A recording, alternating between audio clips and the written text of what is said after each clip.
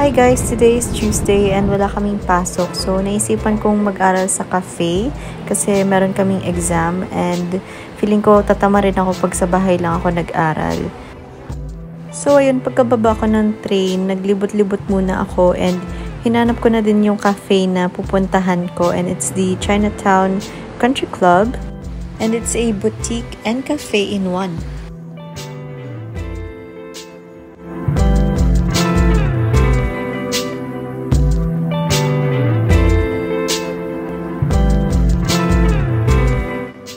So, ayun, dito ako umupo and I ordered Moon River and nakalimutan ko kung anong tawag niyan pero masarap sila.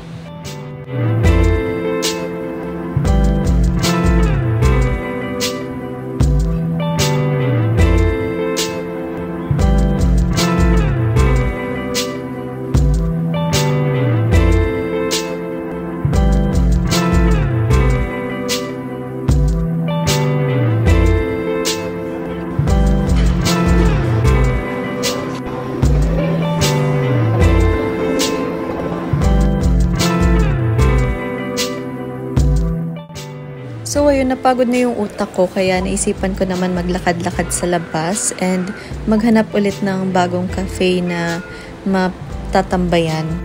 I went to Darling Harbor or Darling Square para maghanap ulit pero yung mga cafe nila parang sarado and meron din isang sobrang haba ng pila so ayoko na. Nag-early dinner na lang ako dito sa Dopa. It's a Japanese restaurant. And I ordered chicken curry don. And it's a 9 out of 10 for me.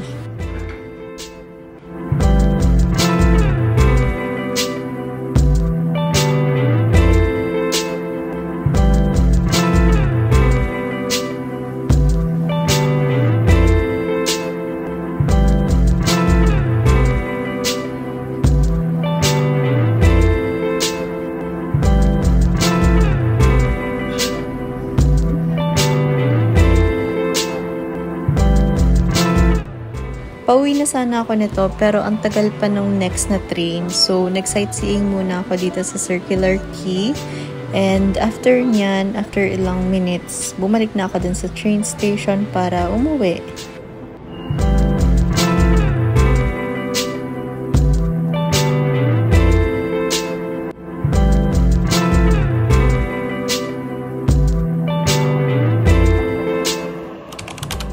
So today, first time namin mag-meet ni Miel and ni Ate Michelle.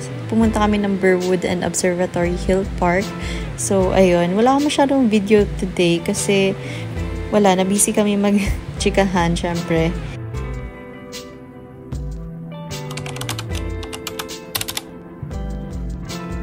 So today is Saturday and inalok ko si Miel lumabas kasi bitin yung labas namin kagabi.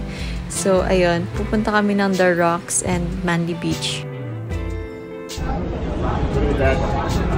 Hey, Miel. Look bit. Oo. We're here at Sydney. Sabi ka kayo sa pamilya mo. Mommy, Daddy, nandito ako sa Australia and I'm eating cheeseburger.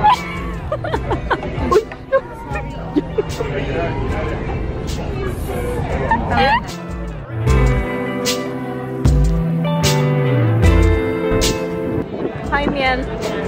Thank you so much, Ella. Napakabait. First time.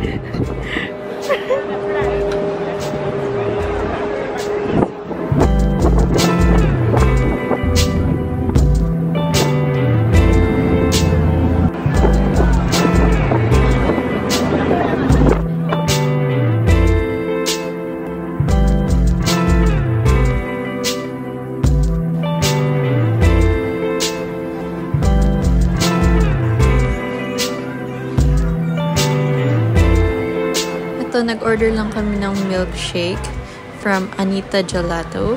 And yung milkshake is made of gelato talaga siya. So, it's a 10 out of 10 for me.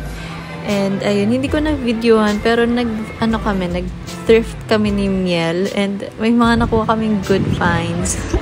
As in, parang meron kami mga nakuha $2 each lang. And ayan siya. Ang saya lang kasi ang mura. Hindi pa sila gamit. So ayun na for today guys. See you again next time. Bye!